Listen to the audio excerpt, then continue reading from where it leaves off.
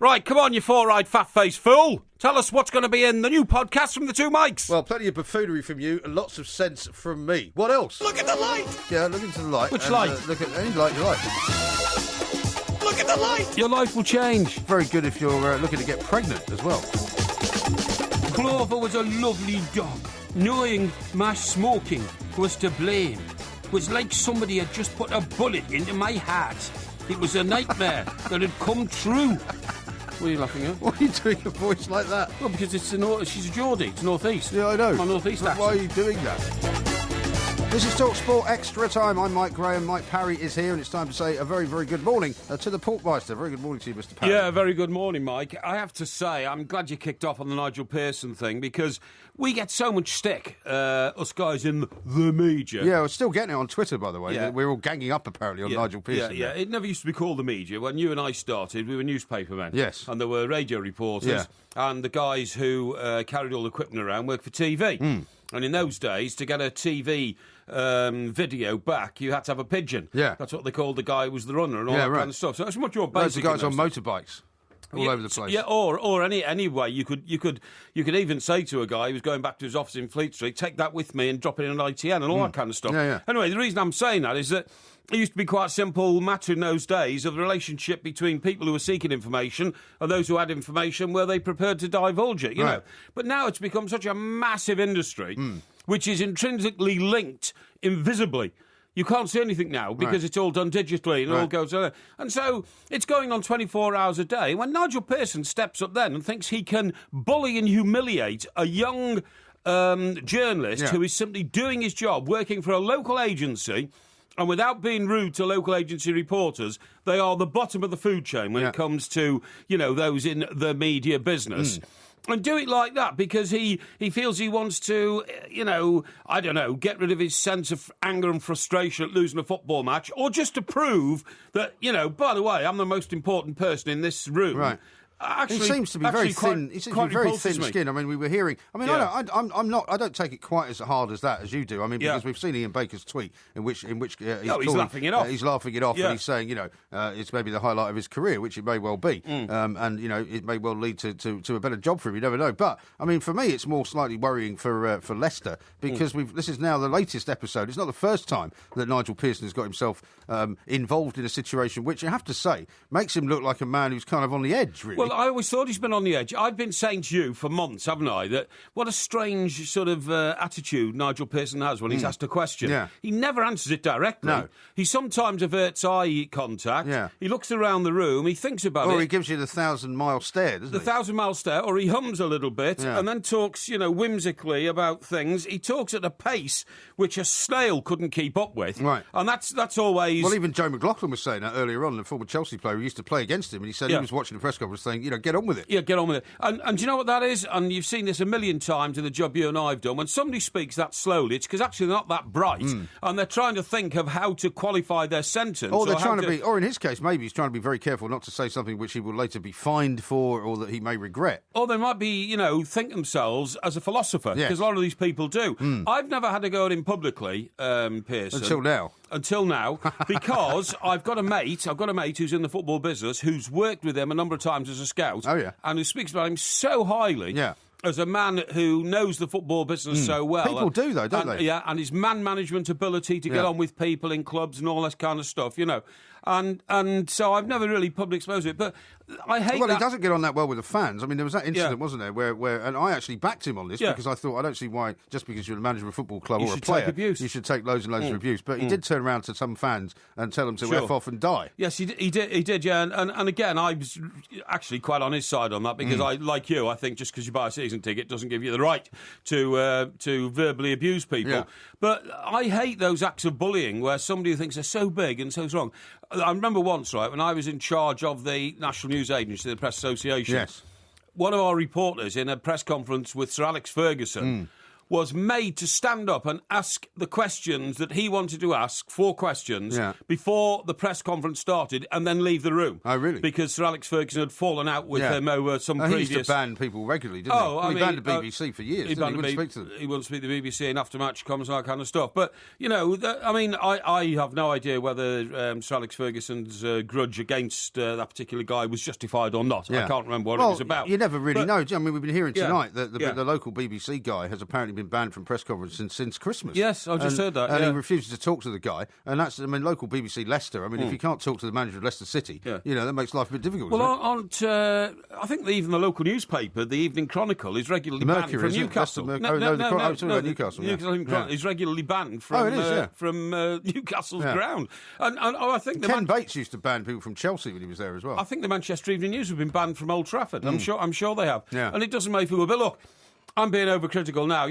Nigel Pearson's got a job to do. But why does he have to, as you quite rightly say, be so thick? I mean, I've never seen Harry Redknapp, for instance, ever blow up in front of a journalist. No. The only time I've seen Harry react to it was when a journalist who thought he was talking Harry speak said, well, come on, Harry, everybody in the game knows you're a wheeler-dealer.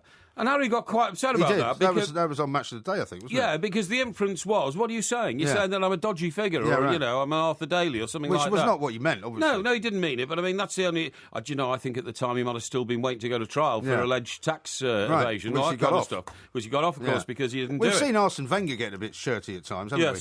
Well, a little bit, I suppose. But the point is there's obviously an awful lot of pressure at that level of management and at the bottom of the Premier League, where so much money is involved if you lose and you go down. Yeah. Let's have another listen to Mr. Pearson. I don't want lunch.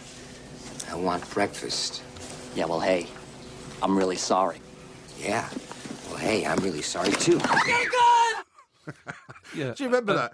That was Falling Down. That film with Michael Douglas. Oh, that's right. Where I have said, and I make no apologies. You did. You accused him of being Michael Douglas. He is rather like that figure. You see him, yes, and you see him walking into a shop at some point after having a hard day at the office, and the guy, doesn't have the right kind of coffee or the right thing that he wants. And you just see him going mad. Doesn't he say, I'm just exercising my rights as a consumer? That's right. Yeah, that's right. Yeah. And he gets all upset. But I'll tell you where you can get upset. I mean, to me, Pearson's just completely misinterpreted what some reporters said. Right. My understanding is that he went in first anyway, made the comment that, I'm fed up of my players getting criticised. Right. Somebody from the floor, I think it was this chap, is it Ian Baker? Ian Baker, yeah. Has said, what sort of criticism is that? And then Pearson takes umbrage because the whole of the room didn't know about the criticism of his players that he was talking about. Right. I don't remember any criticism of Leicester players. Not I don't know about you. Not specifically. So I don't know what it was about. I mean, if anything, particularly over the last month, when they've won 4 games on the trot, I mean, they've been fantastic praise. They've been heaped with praise. Lavishing praise. David Nugent, scoring goals and keeping them in it. The one who played once for England, scored 1 goal, all that kind of stuff. I tell you where you can get really upset with people. I mean, I've done it in a much, much worse way than that. I was talking once to the goalkeeper, Ian Walker, right? Yeah. Who played for England. Yeah. In fact, he was in goal for England at Wembley when Gianfranco Zola...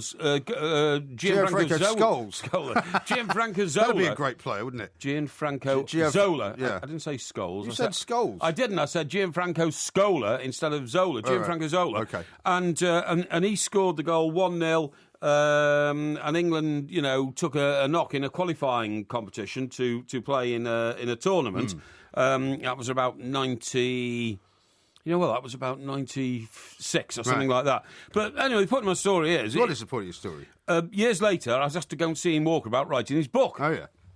And so I went off to a restaurant in Soho, and there was a chap sitting there, a very tall chap, and he had a scarf wrapped round his head.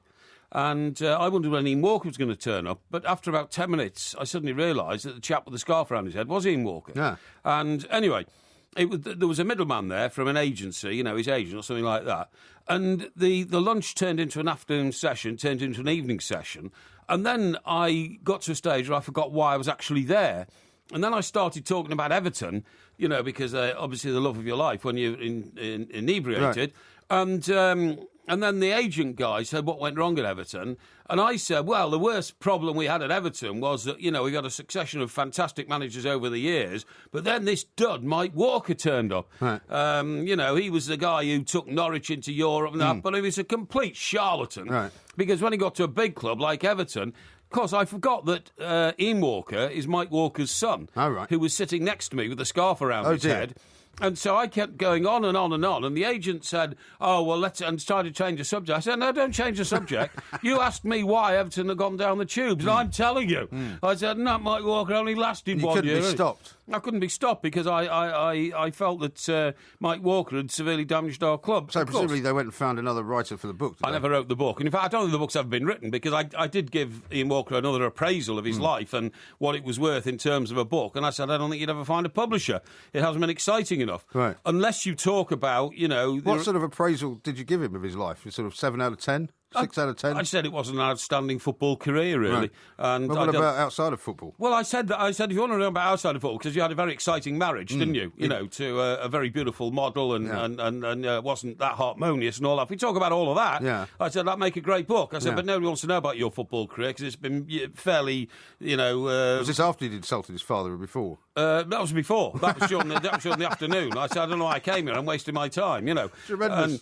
And see the time, by the way. And what a waste. Look, you're always worried about the time. We're running a little bit late. We have to spend time talking about these things because that is why people tune in. Yeah. People don't tune in to keep hearing you whinging about the clock. They don't tune in at all. It's all digital now. This is Talk Sport. He's Mike Parry. I'm Mike Graham.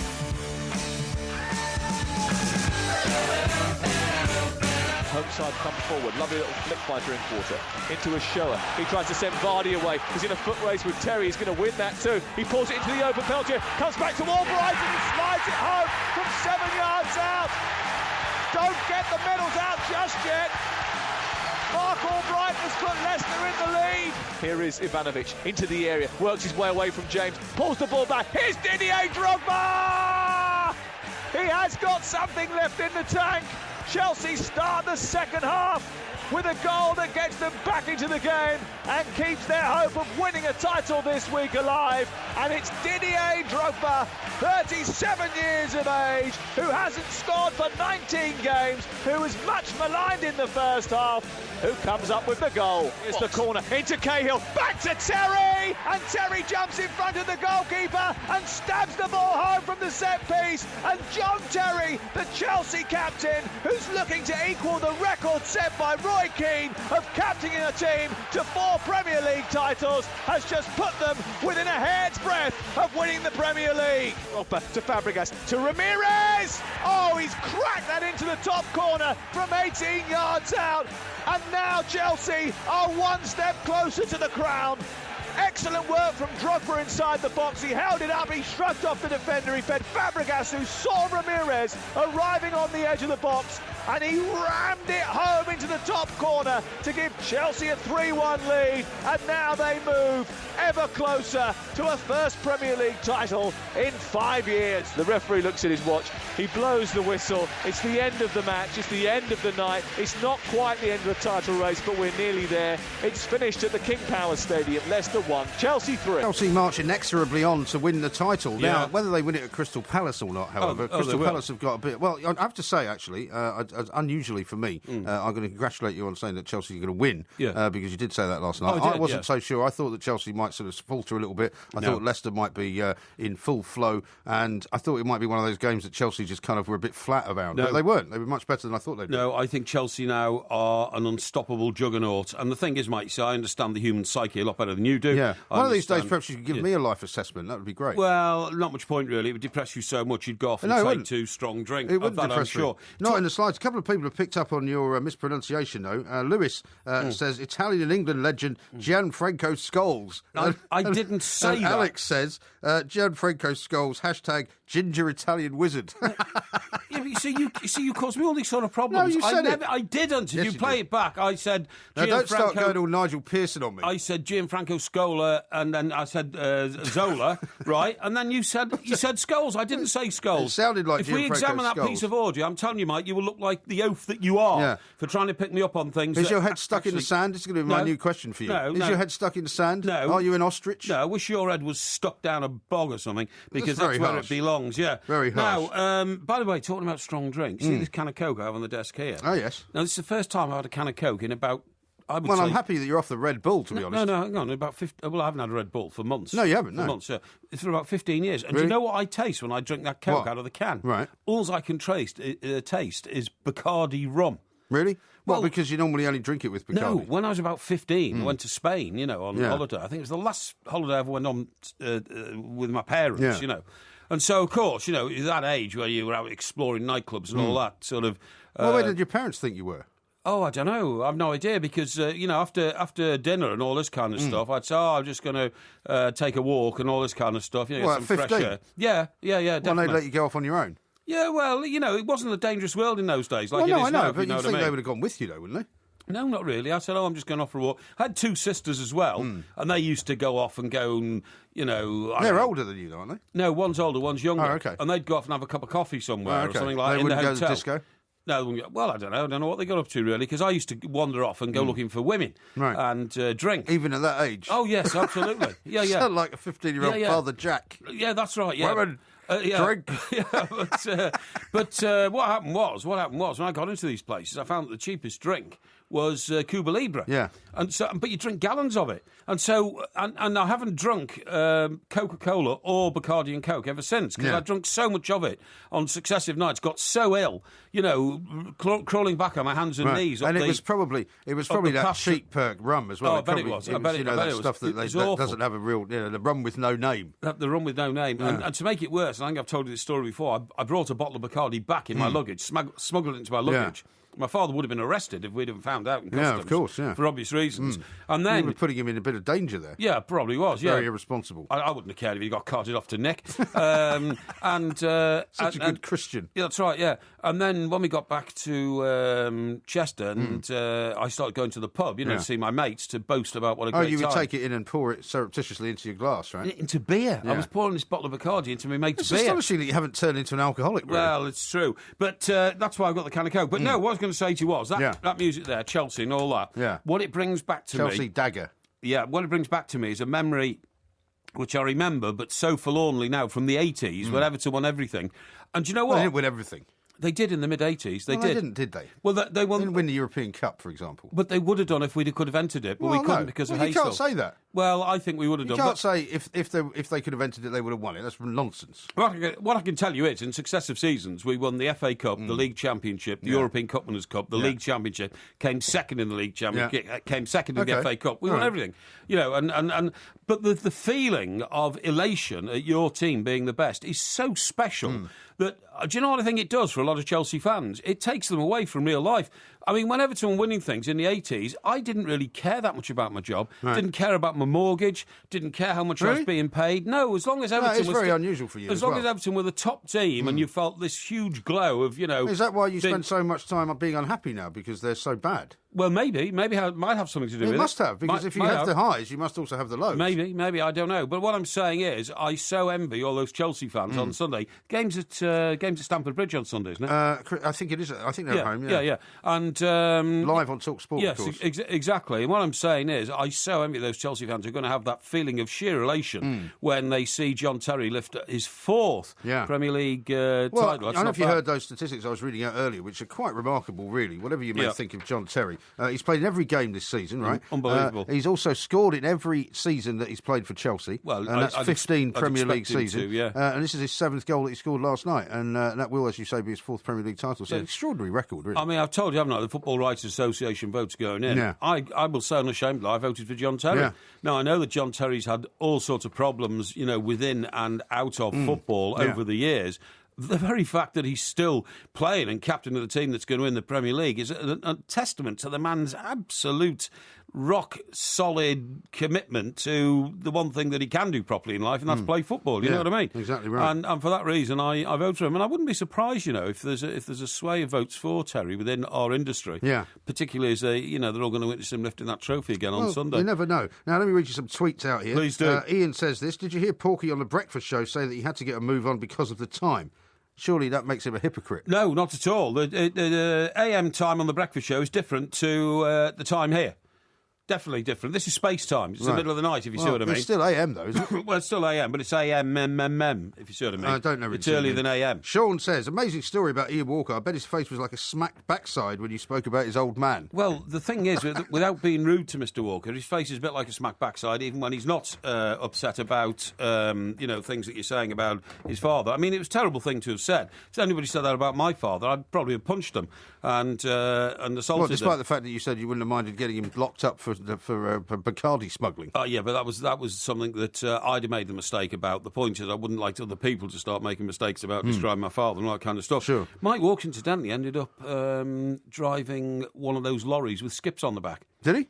Well, it's a bit unfair to say he became a lorry driver. He had an investment in the firm. Surely he must have made an awful lot more money than footballers in previous decades. I mean, he was around about the time when they were starting to make proper money, wasn't he? Yeah, it was the mid-90s. Yeah, but they were making some decent money then, weren't they? Footballers in those days, and I remember Duncan Ferguson boasting in one of those seasons, 94-95, that he was earning $7,000 a week. Right. Well, that's quite a lot of money back then, isn't it? It is quite a lot of money. It's not compared to what they get today. But managers didn't get paid anything like their players in those days, believe it or not. Yeah, no, I know. So when I say Mike Walker ended up driving a lorry, to make it absolutely clear, he had an investment in a company that hired out lorries and skips, but he had a licence to be able to drive them himself, and sometimes did when they were short of drivers. You know? Chase says this, surely Gianfranco Scholes should be in Porky's five-a-side team. What? Should he replace Henry Herrera or Marcus Royo? Come on, you iron ores. Come on, you iron ores. Yes, people having a few laughs very good, here isn't at it? Mike's. Now, here's a typical message that I've got from somebody called Ben, right? Ben. He says, oh dear, so a football manager has been a bit rotten to a reporter. What a shame. I'm afraid the old but true dictum applies here. If you'd like to dish it out, then you have to be ready to take a bit back now and then. Managers forever getting asked damn fool questions by thick-skinned, ignorant journalists, so when a manager bites back occasionally, take it on the chin instead of getting all irritated about it. Well, I don't think anyone's getting irritated about it. The point is it shows that Nigel Pearson is a man who is, what you might say kindly, is sort of living slightly on the edge, a little bit unstable. Yes, I totally agree. I mean, for instance... Forget about, calling the fans what he called them, and forget about getting the Crystal Palace player around the throat on the sidelines and the various other things. That's right. And what about the fighting off of the Wolves? We haven't even talked about that. The fighting what? He fought off the Wolves, that's didn't he, right. when he was over in Eastern Europe? That's right, yeah. But, well, so he says. I mean, compare it to the dignity of David Moyes in his season at Manchester United when he was under 10 times the pressure that Nigel Pearson's under. Because he had to actually restore and facilitate Manchester United staying on top of the league of clubs in the world, i.e. the world's number one club. Yeah. So I can't remember David Moyes ever snapping at a reporter or ever, blanching at a He was question. capable of giving him a pretty sort of hard stare, wasn't he? The David Moyes stare is famous. When he played for Celtic and he was a defender, I spoke to a player who played against him in those days, and he said that he actually went in a bit rough on David Moyes, and when Moyes got up he didn't say anything, but he gave him a stare which made him shiver, and at a corner, some minutes later, a David Moyes elbow was coming his way if he had not been cute enough to get out of the way of it. Yeah, right. Absolutely staggering stuff. Now, we are running out of time, however. We've got loads more. Out of time. You don't have to manage time. I do know how to manage time, but I'm not, as you've often said, a time lord. We are the two Mikes. There will be a podcast coming out a little bit later on, and of course, Porkyvision coming soon. This is TalkSport on digital radio and 1089 and 1053 AM. TalkSport. Oh, my name is Captain Cuddles, and the meanest of them all. And you ought to hear them shiver when they hear my battle call. Yes, my name is Captain Cuddles, and the only things I crave: a bottle of rum, some pieces of 8, and a life on the ocean wave. Ha ha! Orville, me mate. I thought it might be fun to be a sailor on the swell. I go on hunts for treasure. This is TalkSport Extra Time. We are the two Mikes. He's Mike Parry, I'm Mike Graham. And that, of course, is Keith Harris at Orville. Yeah. Sad story. But, that record you just played, that got to number 4 in the charts. Hard to believe, isn't it? And, it's been branded since as the worst ever record that hit the charts. It can't be, can it? There must be worse ones than that. It has. I mean, when you think of some of the real rubbish that's been in the charts, like, Clive Dunn and Grandad and all that kind of stuff. Or even Shut Up in Your Face. Yeah, Shut Up in Your Face. Oh, yeah, Clive Dunn. Some real terrible stuff. Clive Dunn. Grandad, oh, Grandad, we love you. Yeah, that was awful. And Clive Dunn was dressed up as a granddad. Sitting in a rocking chair. Sitting on a rocking chair on the top of the pop stage. I mean, cool, talk about, really edgy stuff on top of the pop. I know. Yeah. You must think about it. Now, tomorrow, by the way, Porky Quiz is on 80s music. So no, I got it wrong. I'm sorry, I got it wrong. No, you haven't got it wrong. No, it's been done now. No, it's 60s music. No, 80s. No, we did 60s music. We did 70s. I checked it. No, I don't think so. We did 70s. How did you check it? You don't keep a record of these things. I checked it because I do thorough research for the quizzes. We haven't done 80s music, and we're doing it tomorrow. No, we can't. Yeah, we can. We can't. I haven't done research on it. Well, you lived through the 80s. You're always singing 80s songs. But I spent most of the 80s in America. So what? Do you know what? When I got back from America after being there for You can't announce the quiz and I set the whole thing in motion, hang on. and you then say you don't want a quiz on that. Hang on. I didn't come back to this country for about 2.5 years, right, during the 80s. And I came back and I landed, and an old mate of mine called Colin Bell, who was a reporter on the Express, kindly came to the airport and picked me up. Unfortunately, Colin's dead now because he's an alcoholic and he drunk himself to death, but these things happen. Well, I hope he was sober when he picked you up from the airport. Well, of course he was, yeah. You sure? Yeah, we went back to his place. And Isn't he the guy that used to carry around a little bottle of scotch with him all the time? He did, yeah, and pretend it was Iron Brew. So you're going to tell me that he wasn't drinking and driving? Well, I hope not. I don't think he was. Didn't crash into anything. But he lived in Claygate, believe it or not, in a little college. Yeah. A little college. Little cottage. and in those days, Claygate was a fairly unknown village, somewhere near sort of Guildford. Well, it was still quite rural then, wasn't it? It was quite rural, you're absolutely right, and there were horse stables all over the place and that sort of thing. Right. In the last 25 years, since Colin's demise, it's become one of the super suburbs of, Surrey. Well, it's just one big stuff. conurbation down there, isn't It is, but I mean, basically from Guildford all the way across to Gatwick. I reckon that cottage he bought would have cost him about, literally about £35,000, if that, I suppose. Did a bit of renovation inside. It'd now be worth £500,000. Well, it's not much point now, though, is it? He's dead. Well, it's dead, yeah. Well, you can't really do much with that. But anyway, we got in his car, we're driving back, and all of a sudden, he switched the radio on. There was no speech radio in those days, unless you listened to BBC. Yeah. And this record came on, and it went, relax, don't do it, when you want to go to it, relax. I said, what's this? He said, what do you mean, what's this? I said, I've never heard this before. What year was this then? Must have been 85, 86, something like that. Okay. And he said, this is Frankie Goes to Hollywood. America had never heard of them. And I'd never heard of that record. Well, they had, though. No, it was about a 6 or 8 month delay, believe me, between... Here, listen to this. I think it got banned in America, actually, first off. Did it? Yeah. I think so, yeah. Because it was considered to be a little bit too risque. Absolutely. But their song Two Tribes, remember that one? Yeah, Two Tribes. That was very popular in America because it was all over MTV. When two tribes That's go the to one. war. So, you see, you know an awful lot about 80s music. That's what the quiz is on. I'm not changing it. Well, I think I can't change it. You've got a whole day. No, I don't. You said you wanted to do 80s music, right? No, I meant 60s. Well, you can't say you meant the 60s. I mean, this is what you do in the quiz. Okay. I didn't mean to say that. I think you should take it like a man. All right. You've got a whole day to study it. Anyway. And you lived through it all anyway. Anyway, listen, go. Yeah, all right, I'll accept that. Good. I'll take it on the chin. Thank goodness. Now, going back to old, what's his name, Keith Harris. Yes. And Orville and all that. I mean, this guy, talk about a man who gets obsessed by his work, right? Yeah. 4 wives. Yeah. And he reckons his first 3 marriages all broke down because he was obsessed with Orville. Because of the duck, yeah. And one wife actually said, you love that duck more than you love me. And he said, yeah, of course I do. Probably true. Yeah. Well, that was his whole livelihood, wasn't it? I love Orville, and he's my duck, and, he's very loyal to me. And he almost tried to treat the duck as being human. Yeah. And he would say things like, well, Orville doesn't whinge and moan at me in the middle of the night. I'm sure that if you had that kind of entertainment job, and you had this one character, like Lord Snooty, you would probably give it life, wouldn't you? And you'd probably talk to it in the car on the way to shows and all the rest of it. Well, he did. He used to take it round and introduce it to people, and on aeroplanes. He used to book a seat for Orville. Did he? So he didn't put it in the hold, he didn't pack it up and put it on the shelf above and all that. He had a seat. I probably never called him it either. Probably called him him all the time. Yeah, When once Keith Harris, gave an interview, the journalist extracted the line from it, why I love Orville more than my wife. Yeah. That was the line extracted from the interview, because that's what he said.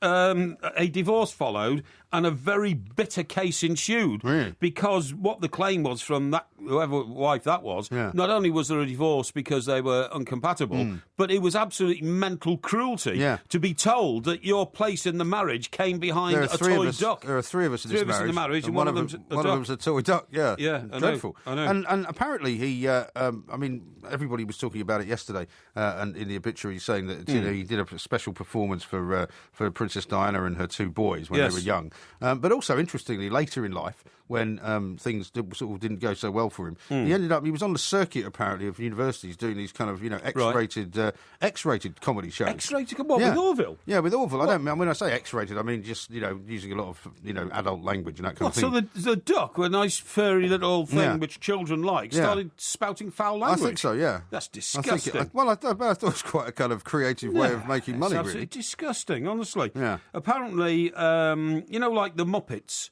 when the Muppet Show was on, I mean, eventually you were only famous if you'd appeared on the Muppet Show, weren't you? Yeah. Arnold Schwarzenegger, Everybody did, Sylvester really, didn't Stallone, they? and all Yeah. that. Apparently, they were going in that direction. Everybody from Val Doonigan to Lulu wanted the Duck on their programme, right? Yeah. And in reverse, he started getting star guests on the Orville show, which included Alvin Stardust, right? The Beverly Sisters, although...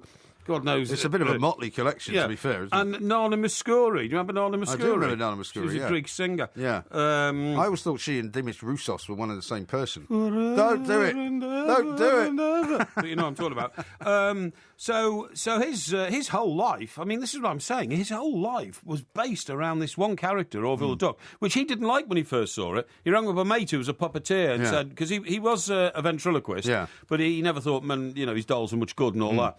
Rang up a mate who was a puppeteer and said, look, I've got this image of a duck. Can you make me a duck? The duck arrived and he thought it was hideous. Thought his cheeks were too wide because it didn't really have a duck-like face.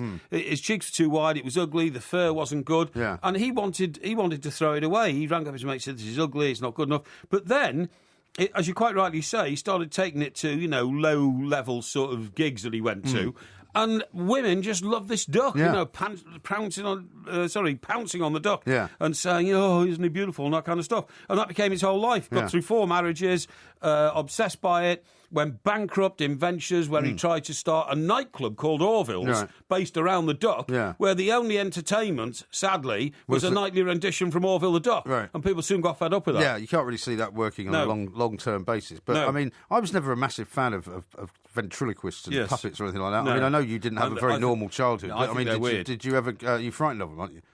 Yeah, I'm a bit frightened of them. Yeah, I've seen too many films about, ventriloquist dummies that come to life and all that kind of stuff. I think they are weird, honestly. Yeah. There was a great old horror film, actually, which was one of those, I think it was a Hammer horror film, which had like all those different stories in it. It was like 6 or 7 different stories, and one of them was about a ventriloquist dummy that kind of took over the personality of the ventriloquist. Yeah, I remember that one. I remember that one. Was it called The Dresser? I think it was called Dead of Night, I think, or something like that. I remember one called The Dresser. Yeah, maybe. And I'm sure that was about a servant who was servant to a ventriloquist whose life was dictated by his dummy. You know what I mean? Yeah. Something like that. What do you think yours was called? Very scary. I think the movie was called Dead of Night, and it was a series of little kind of vignettes. We should ask our film expert. Mr. Hearn might remember it. I don't know. To try and find out about it. Yeah, we shall see. Yeah, okay. A couple more texts and emails to read out to you. Okay. Here's one from Alba, who says, a bit of the green-eyed monster there by Porky.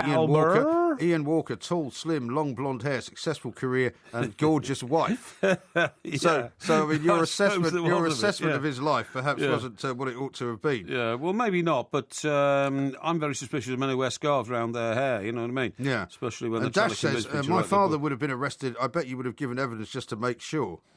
Yeah, well, I might have done, as long as I didn't go to jail, No, there was an element of self-preservation there. No, exactly right. Now, I'm going to ask you about Cristiano Ronaldo coming up next, but we have to look into the light for a moment. He's Mike Parry, I'm Mike Graham. The time is upon us, I'm afraid. I'm Mike Graham, he's Mike Parry. There will be a podcast coming out a little bit later on, of course. Porkyvision coming up a little bit later. And we have confirmed, just to make sure there isn't any, gerrymandering. I think we should stop using that word, of the quiz tomorrow night. Yes. It's on the music of the 80s, right? Okay, well, I'll do some research tomorrow then. Well, you won't need to. That ties me up for another day, doesn't it? Trying to improve the show with a bit of study and research. In between, your empire building that you do the rest of the time, I mean, you can do a bit of research. It's really? Bad thing. Yeah, okay. No bad thing. Now, here's a story that you might not know about, because you're always talking about preserving pubs. Hey, by the way, the roof garden's finished. It's now completely finished. Fantastic. Well, you told me it was finished yesterday. Yeah, but I looked at it again today because it rained today, and I thought, I hope the drainage is right. Oh, yeah, because you could get surface water. Exactly, and the Italian tiles, they sparkle in the rain. I'm absolutely made up. I'm going to invite people around. You said you weren't going to invite anybody around yesterday. I will invite some people around, yeah. Well, we'll name the day. I'll see if I can clear a couple of dates for you. Okay, I'll let you know. You'll let me know. Yes. It's not going to happen, is it?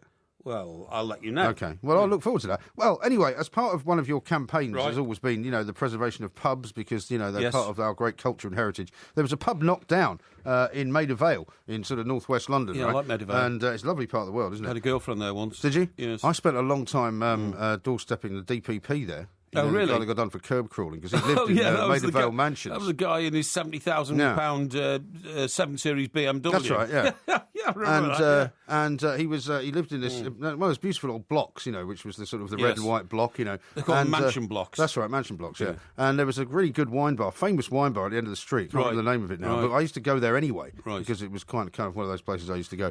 But all the Fleet Street guys basically hung out there and we sent an agency guy. We were talking about an agency reporter at the press conference. The agency guy was sent to stand on the doorstep. That's right. Because the guy was inside, he wasn't talking, he wasn't coming out. We'd ring the intercom. No, I'm not talking, not saying anything. And we just stayed literally in that wine bar, I think, for about 12 hours. Excellent, yeah. Amazing. Well, just one day job, was it? It was, just a one-day job, I think. I've stayed in places for a week when we've been doorstepping people sometimes. In fact, you won't believe this. Once we went to the scene of a very gruesome murder in Hertfordshire. Yeah. And we thought... Sounds jolly. yeah, exactly, yeah.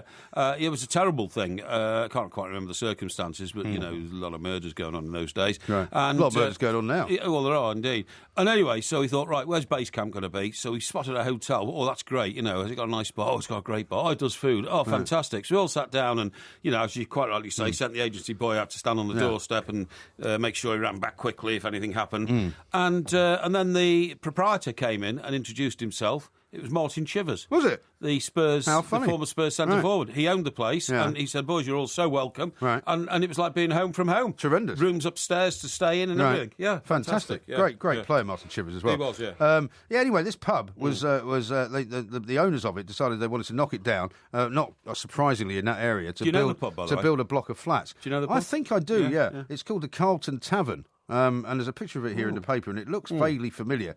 And it certainly looks like it would sit very nicely in Maida Vale. Right. But the owners decided that they wanted, to make a bunch of money, basically, and build some flats there instead. Yeah, And, that happens a lot these days with pubs, believe me. Yeah. And they weren't given permission to do it, but they knocked it down anyway, right? Right. Now, guess what's happened? They've now been ordered by the council to actually now rebuild the pub brick by brick.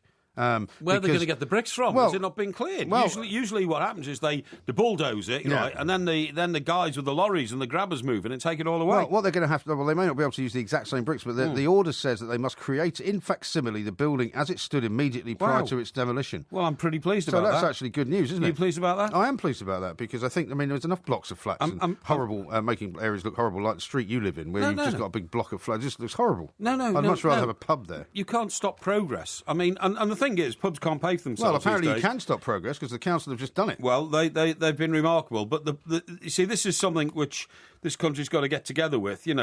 Business taxes. Yeah. They are killing off the economy, and a lot of pubs can't survive anymore because of the business. Well, they taxes. can't survive That's anymore the for a food. lot of reasons. Yeah. One of them Smoking. being the smoking ban. Definitely. One of them being the ludicrous kind of small margins they have to sell the beer at. Yeah, I because totally agree. The brewers charge the too much tide money. agreements and all Exactly, that. Yeah, exactly but right. Have I told you when I leave the M27 and go down the peninsula to Gosport, which The is peninsula. right at the end, the You peninsula. make it sound like California. No, it is the peninsula, honestly, down to my place is right near the foot ferry, which goes over to... I know, I've been there. yeah, of course you have, yeah. I can count 11... Not for long, mind you. No, of course not, no. I can count 11 buildings, right and left, as I go down that road, which used to be pubs. Yeah. And I told you they've changed into Spar supermarkets, Right. Tesco Express supermarkets, knocked down, as you quite rightly say, and blocks of flats... And replaced with flats, yeah. Converted into flats without knocking them down. Yeah. All sorts of things. The Lidl, presumably, that used to be a pub? No. That I tell you what that was. That was an old schoolhouse, Ah. and they knocked the school down, cleared the site, Right. and they've rebuilt it from scratch. I mean, in fact, Lidl and Aldi don't seem to be in the business of taking over other buildings. No. They actually build their own buildings. Because I think they like to have everything exactly the same. There's one on the Ewell bypass Yeah. in Surrey, near my other home, Yeah. and I couldn't believe it. After coming back from the coast, I thought, "What's that?" And I looked, and exactly the same Yeah. sort of building going up on on another. Well, they're like McDonald's. They like everything Site. to look exactly the same. Is that don't they? right? Yeah. That's the thing. Yeah. Now, how about this for a question? It comes from Joshua. I don't know if you saw the Yeah. Real Madrid game tonight. What do you think of Ronaldo not celebrating a teammate's goal again? Oh, I thought it was do you shocking. think he needs punishing? I thought This is it their shocking. third goal, right, where the ball comes across from, I think it was from Hernandez, actually. Yes. And basically, Ronaldo was expecting to stab it home, and Arbeloa stepped in front of him, took it off him and scored it. And they were all celebrating, and he was kind of sulking off to the side, kicking the football, kicking the net and all sorts of things. But haven't you got to admire a man for that? Because a man who is unarguably the most famous footballer in the world, and I don't know if he's the best, because that's always, the Lionel Messi option, but he's certainly unarguably the most glamorous and most famous footballer in the world, isn't he? Yeah, I think so. I admire him because, he didn't need a bit of extra publicity tonight in a domestic game. It wasn't even a European game, was it? No, it's a domestic game in Spain against a team that nobody will remember tomorrow, you know what I mean? Almeria. Yeah, Almeria, absolutely. I'm not even sure where they play Almeria. Well, in Almeria, presumably. Really? But, you think so? yeah, I would have thought so. Well done. But anyway, what I'm saying is that he gets upset about it because he feels his personal, his personal glory has been compromised, Right. you know what I mean? And I so admire a bloke like that. I mean, the trouble is, during my career, whenever anything's gone a bit wrong, I see all the louses and the vermin and the lower than the snake of a belly types around me, all running for cover and trying Lower than the snake of a belly? Yeah, lower than the belly of a snake. The belly of a snake, lower than the belly of a snake. All running for cover and trying to, basically, the expression we use is cover their asses, you know what I mean? Well, I mean, the other expression is success has many hands, failure has only one. Yes, that's right, absolutely.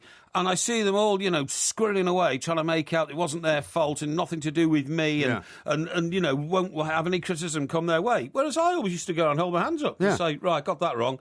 And that did me a load of damage during my career. It did. Well, that's why politically I was saying to you that was and you've admitted yourself that was your Achilles heel, wasn't it? I was no good at office politics. Yeah. I never used to care about people criticising me, people having a go at me. I never cared about admitting my failures because everybody makes them. But golly, I've met so many people. I mean, one of them, for instance, who should remain We're not nameless, going to give any names out, right? Nameless, Right. but I might name him later.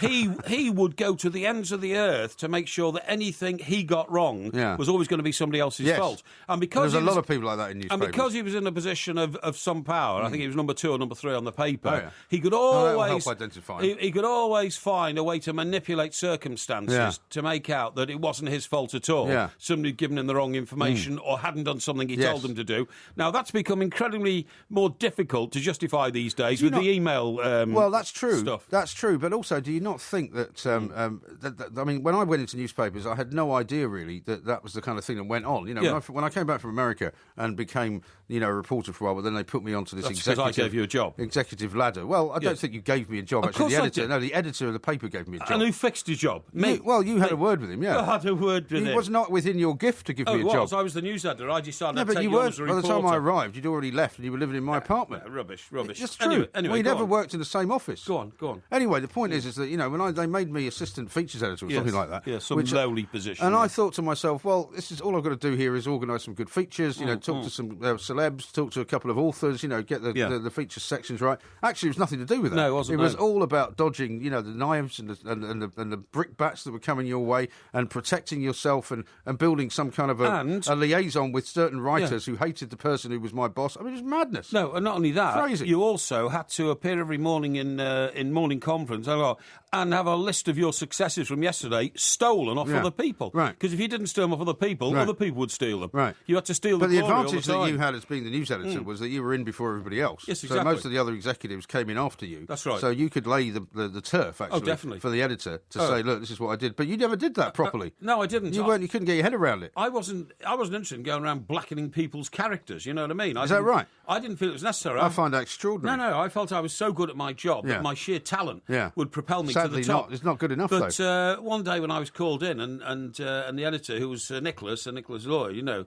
Don't give his name. No, it doesn't matter now. It's so long ago. Well, it does. And These people are still around. I couldn't make out what he was saying. He squirmed in his seat and wriggled a bit, And I'd been in the news for 5 years. I was the most powerful editor in Newsroom in Fleet Street. No, you weren't. Yeah, I was. Absolute rubbish. And he said... that is complete cobblers. And he said, in your own mind. He said, look, Michael, I'm thinking about another role for you, And I said, And you never saw that coming as the kind of sideways shunt, did you? No. I laughed and said, "Oh, Nick, that's very kind of you." I said, "But believe me, I'm so busy doing what I'm doing. You know, You completely never saw that coming. No, I think really, you need to be rewarded. What was happening, which you didn't realise, was that you were being stitched up by 3 other executives who wanted to get rid of you. They did, and send you to America. They said I was too powerful. I was running too much of the paper, and they wanted to regain their. They just didn't like you either. They just wanted you out. No, they didn't like me. But I'm surprised you never saw that coming. I used to swear at them and tell them what I thought of them, and that's not good office politics. It's not really. No, you're actually supposed to smile and tell people lies. Yeah. But I'm not a natural liar. Yeah. That's my problem. Well, one of the things that sorry, I didn't want to interrupt you. No, sorry. In the end, Nick said, I do want to make changes, but he couldn't look at me. No, he was sort of tying his shoelace at the time and all this kind of stuff. Well, some people are better at that than others as well. Yes. Whereas, in fact, you would have been very good at telling him that if you were moving him on. Yeah, well done. Yeah. But one of the times when I saw the sort of the slithery nature of most people, was when I was put in charge of features for whoever was my boss was on holiday, and I got this great interview with Jermaine Jackson.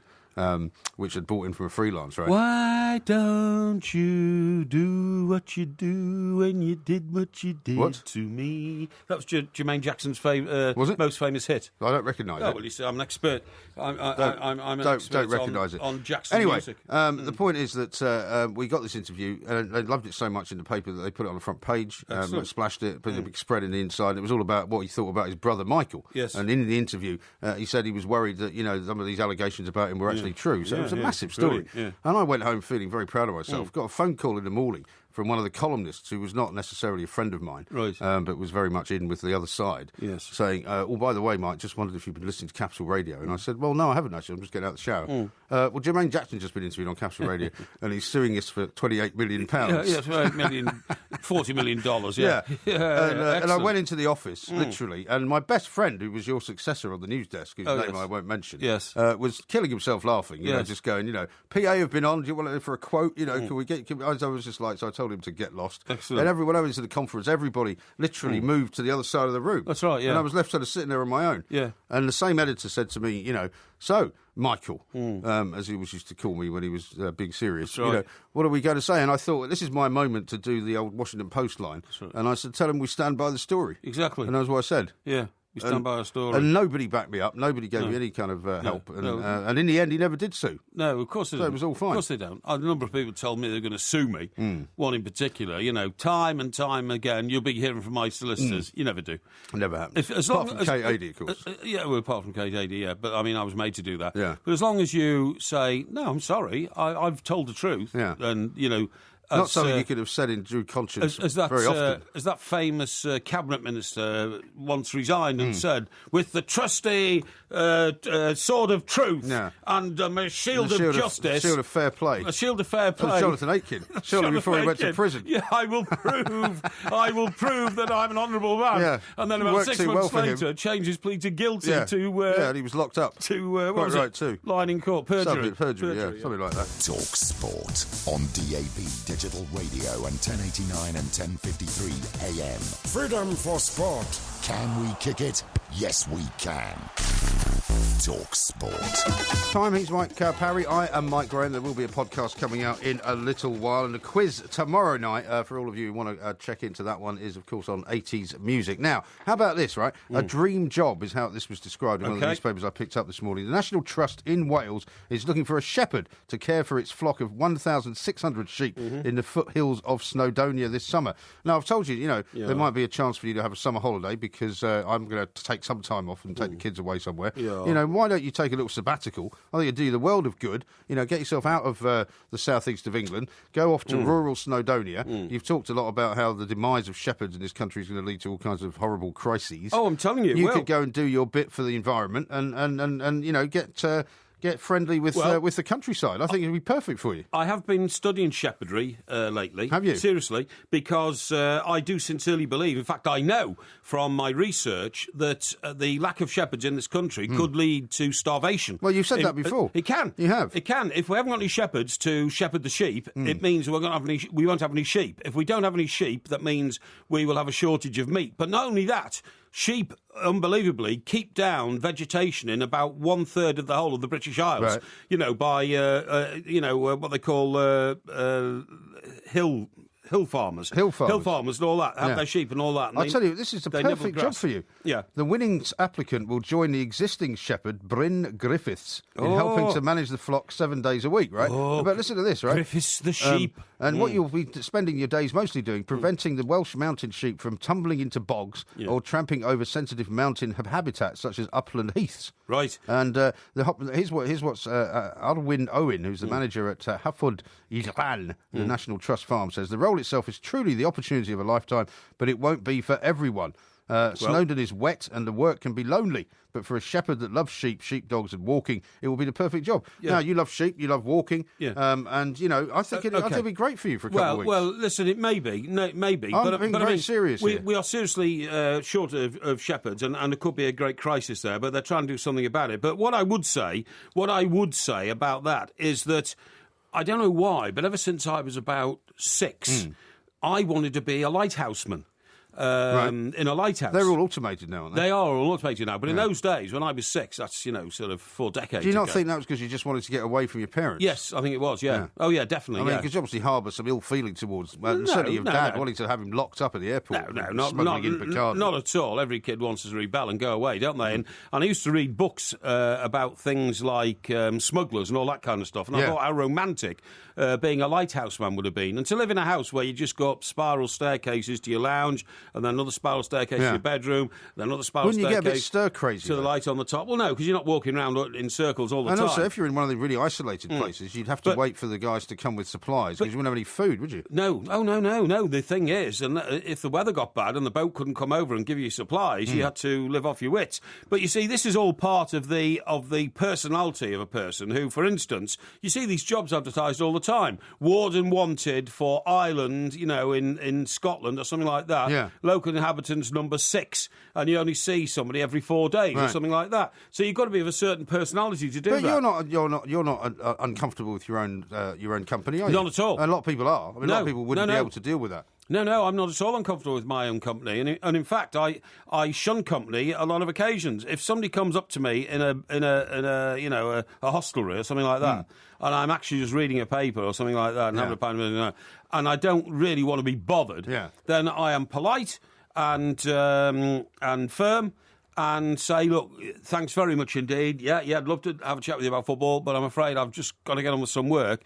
They then start getting, a little aerated and say, well, what work? You haven't got any files with you. Yeah. I said, that newspaper is work for me. Yeah. I said, I have to absorb information like a sponge. I said, that's what my job is in life. And wine as well, while you're at it. Oh, yeah, take a glass of wine to help me concentrate, But obviously. if you're in first class, you don't get bothered by people in first class, do you? Well, unless you go into a football match, and what happens is sometimes literally half a dozen of the lads arrive with a load of cans and all that, sit down around me and say, come on, let's have a few drinks and tell a few stories about footballers and all that kind of stuff. I don't mind all that at all, because you're not really working when you're on a train going to a football match. Yeah. However, getting back to the individual thing, yes, the way we're going to beat the shepherd shortage is, quite seriously, drones.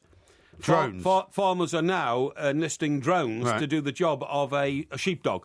And the drones will, in fact, believe it or not, be shaped like sheepdogs. So they'll be flying sheepdogs. They'll be flying sheepdogs. Won't that scare the hell out of the sheep? No. The sheep will get used to it through generations. Or maybe they'll have just robotic sort of sheepdogs on the ground. No, they won't, because on the ground, a robotic sheepdog will get caught up in heather and all this kind of stuff and grass.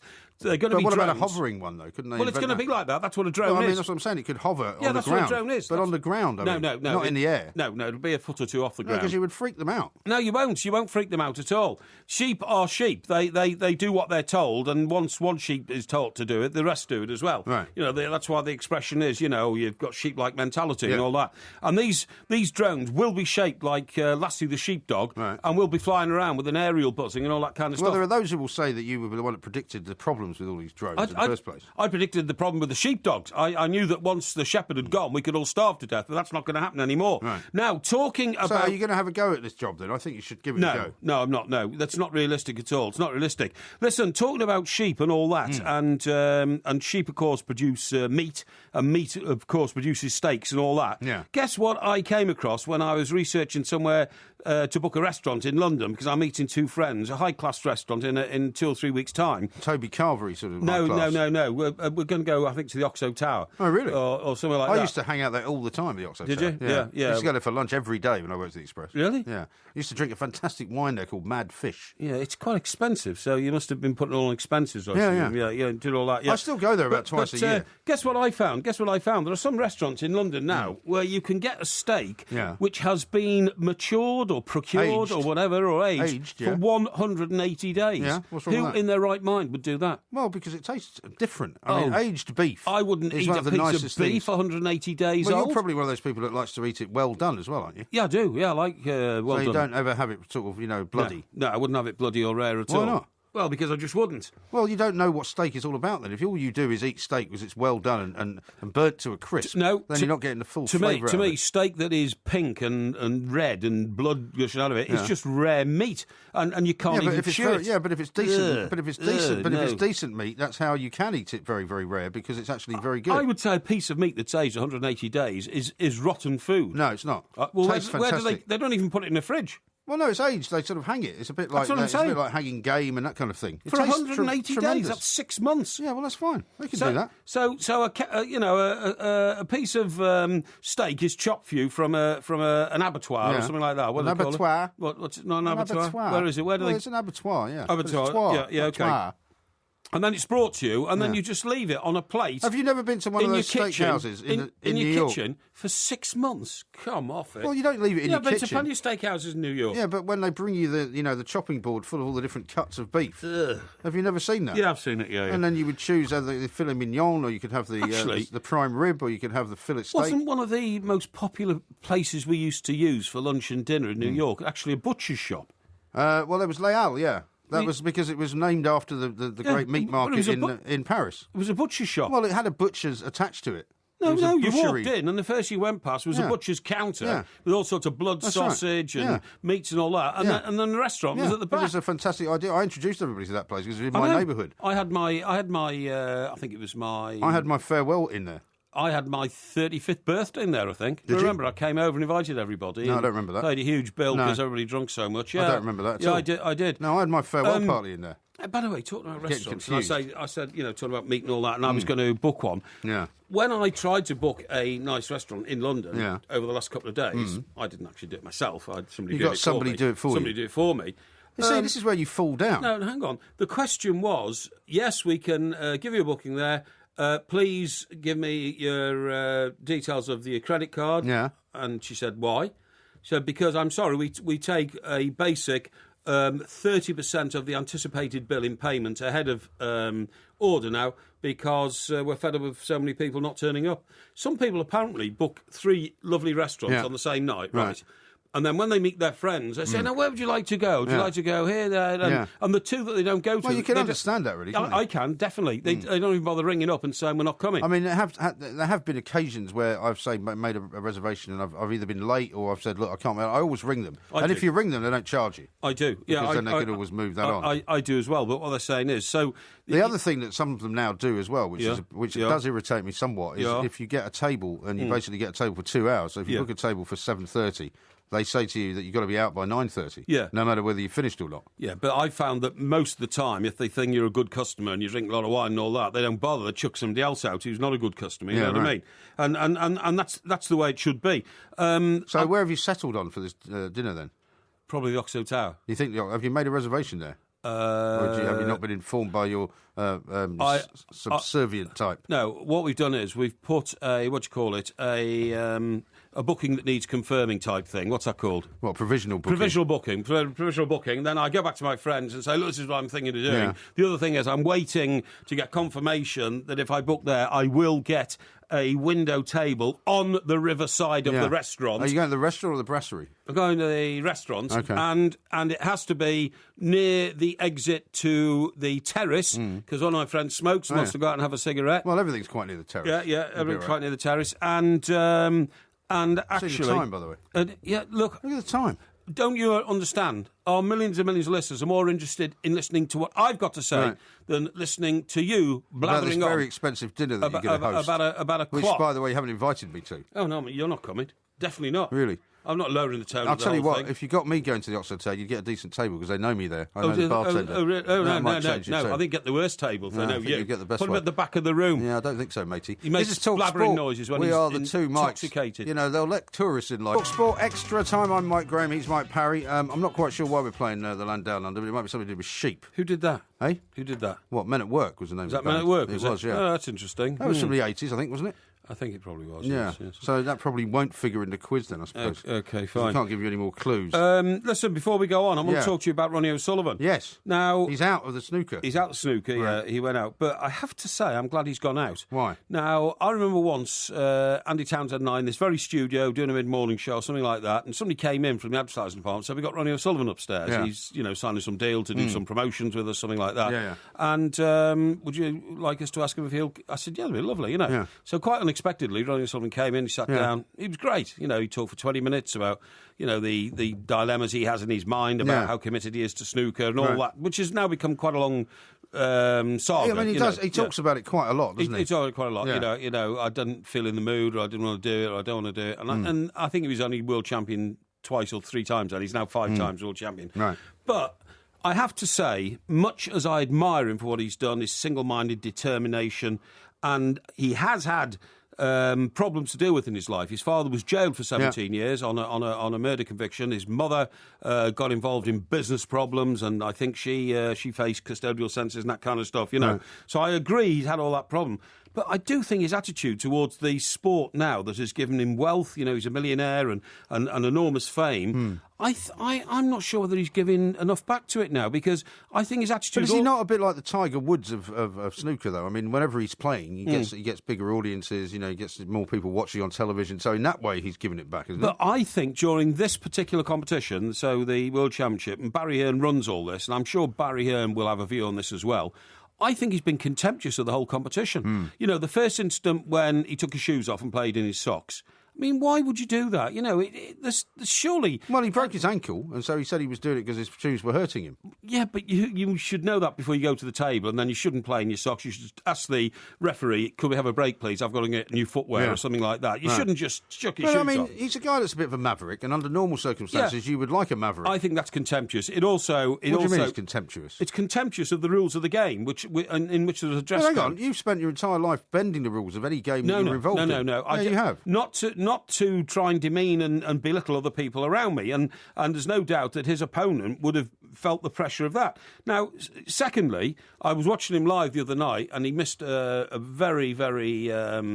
not easy black, but he missed a ball he should have potted. One that he would normally got. Yeah, but that's because mentally he's not always there, is he? And he smacked the edge of the table with his cue like that. Yeah. And so hard that comes to the head, he might have damaged that cue, I'd have a look at that. And then, but then the third thing, which was yesterday, and I didn't see this, it was reported in the papers this morning, he put his chalk on the table. Yeah, and he was accused of using it as some kind of measurement, right? Using it to try and judge the flow, the path of a ball during his next shot. And he must know that that's... and the referee didn't even pull him up for it. So therefore, it's a kind of I'm bigger than the sport type thing. Yeah. And now he's out the competition. So now people are saying tonight, Ronnie's not in anymore. There's only 4 players. You've got to admit that if he's not in it, it's less interesting. Well, I think that snooker have got to get used to the idea he's not going to be in competitions in the future and build up the personalities of those. Judd Trump that's is the difficult, new isn't it, in personality, snooker? isn't it? I mean, it's not a place that's overabundant in But personality. Do you not remember the time you and I went to see him in Victoria?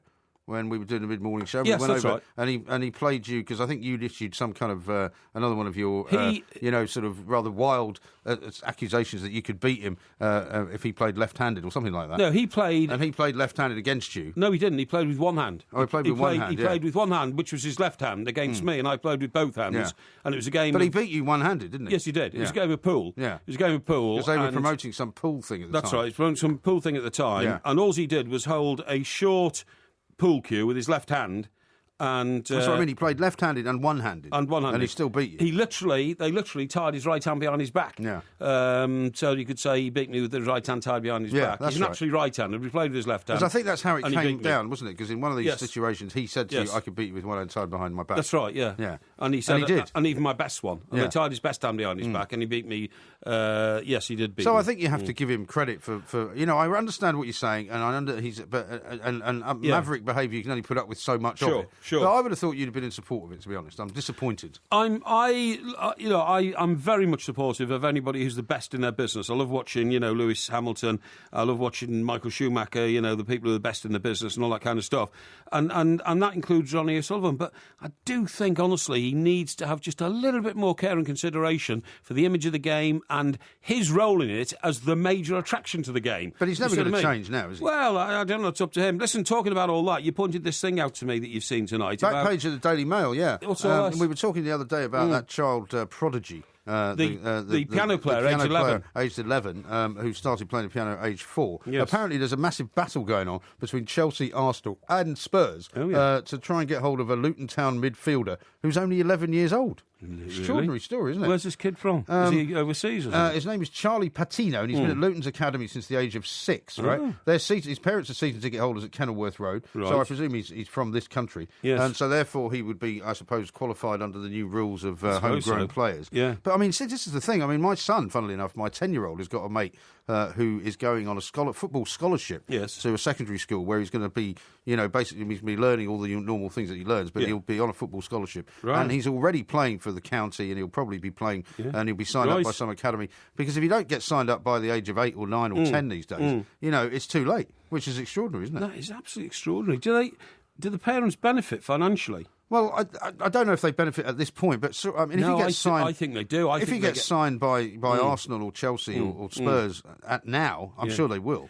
I think they get what's called training fees. I'm sure they do, which helps buy his equipment and all that kind of stuff. But I mean, as well as I do, this may not be documented in print somewhere, but the anecdotal stories you hear of parents who quite literally find themselves living in a new house once their son has signed for a major club in this country. I mean, it was a scandal in American football when all these kids who were quite good went to college, and in order to get, they couldn't actually pay them while they were at college because that's against the rules. Yeah. But suddenly their parents would get a new car, their parents would get a new house, and they'd be absolutely showered with money. And I'm sure the same goes on now in football. Yeah, when I was 16, right, my mate who went to the secondary modern school, I went to the King's School, Chester, of course. Of course you did, yeah. So I was naturally brighter than him, but he didn't need to be bright because he was the best footballer in Cheshire. Yeah. He was so big when he was sort of 12 or 13, he was scoring goals from the halfway line. Yeah. He was just an immense physical specimen and 10 times better than anybody else on the field. Yeah. So needless to say, when he was about 13 or 14, scouts from Burnley started appearing. Don't know why. Burnley were very active in our part of the world, in the northwest of England. Lots of the lads went to Burnley for a trial. Well, they were in the first division then, presumably. Yeah, they were. Yeah, that's right. Yeah, and then Liverpool scouts turned up. And I wrote to Everton, even though I was only sort of 14. So my mate's a great footballer. You should sign him and all this kind of stuff. You should have become his agent. Should have become his agent. agent. I'm surprised with your business acumen you didn't do that. Yeah, but anyway, the point of my story is when he was 15, he signed for Arsenal. Yeah. And he signed for them in something like, March or April or something like that. And my dad knew him very well because my dad had tried and helped him with some of the applications he'd made, some of the applications he had to respond to from clubs. Because my mate's name was Andy and he was very dense. But his father, who was a builder and decorator, was even denser. Was he? And couldn't cope with all the... I'm surprised you wanted to hang out with him. Well, no, he was a nice lad and he used to play football with him and he was a great bird puller because he was a very tall, handsome-looking chap. Oh, so that's the real reason? Well, yeah. So now we know why you were his mate. So now we know why you were his mate. Well, that's part of the reason. You would go out with him and get the sort of, the ugly-looking one. No, there were never ugly-looking ones, honestly. He used to go out with women who were so good-looking, they wouldn't go around with ugly-looking girls. So I always got the other girl, but she was always very good-looking. We were only 16 at the time, so... taking them into pubs and things was great because Andy looked like he was 20, you know what I mean? So no problem. But his dad was dim and couldn't cope with all the interest from the football club. Right. So my dad sort of did that for him, you know what I mean? Anyway, we're sitting there at the start of the 71-72 season or something like that. and watching Match of the Day, Arsenal had won the double, the Charlie George goal at Wembley and that kind of stuff. That, All of a sudden, the teams come out, and the head of the team's coming out, the youth team come out with the FA Cup of the League Championship, and there's my mate Andy carrying the FA Cup around Highbury. Wow. It was unbelievable. Amazing. Absolutely unbelievable. And why did you not get back in touch with him then? Well, I know I kept in touch with him, but unfortunately, when you do that as a footballer at that age, it's a bit like what we were saying before about office politics, right? Not only have you got to be a very, very good footballer, but usually when you go to Arsenal from your locality, you've been the best in your locality by a mile for a number of years and had no competition whatsoever in the running stakes, the strength stakes, the shooting stakes, the heading stakes, and then you suddenly get there and everybody's as good as you. Yeah. And that's when you've got to start fighting for your job and for your life and for your... And the trouble with Andy is he played for the Arsenal youth team. He played for the reserves a couple of times. They went on a tour of Germany, close season the following season. He broke his foot. Ball came down from high, hit it, and he snapped his metatarsal, believe it or not. Yeah, right. Although nobody had ever heard of a metatarsal in those days. And by the time he got back from the 6 weeks he was out with that, somebody had taken his place in the team, and he never got his place back. Never made it. And Don Howe was his coach in those days. And Don Did Howe... he not end up playing for another team somewhere else? I was going to tell you. We're nearly out of time. No, don't worry about it. Don Howe was the coach, and do you know how cruelly he was dispatched from Arsenal? He was called into, and I don't think this was Don Howe, this was another coach, called him into the office at the training ground and said, Andy, I'm sorry, son. He said, but, we had huge hopes for you, but you've not shown enough bottle to get back in the team since you come back from your injury. Yeah. I'm sorry I have to tell you, the next time you go into Highbury, son, will be through the turnstiles. Here's your P45, ta-da. Yeah. That was it. I think that's the way it is still. And it was as brutal as that. Anyway, did he play for other teams? He had trials for 4 or 5 other teams in the North West. And then Chester signed him, local club. He only played half a dozen games, and then he gave up and he joined his dad's painter and decorating business. Isn't that interesting? How about that? There's been so many stories like that, I think, and nowadays even more, because the parents Yeah. are now so keen to get their kids into football because it's so lucrative. That's right. But there's so many, and we hear these stories all the time of, kids that get up to 15, 16, and they just never make it any further beyond that. That's right. So we shall talk about that, I'm sure, more coming up in the future. Next, though, it's time for Porkyvision here on TalkSport.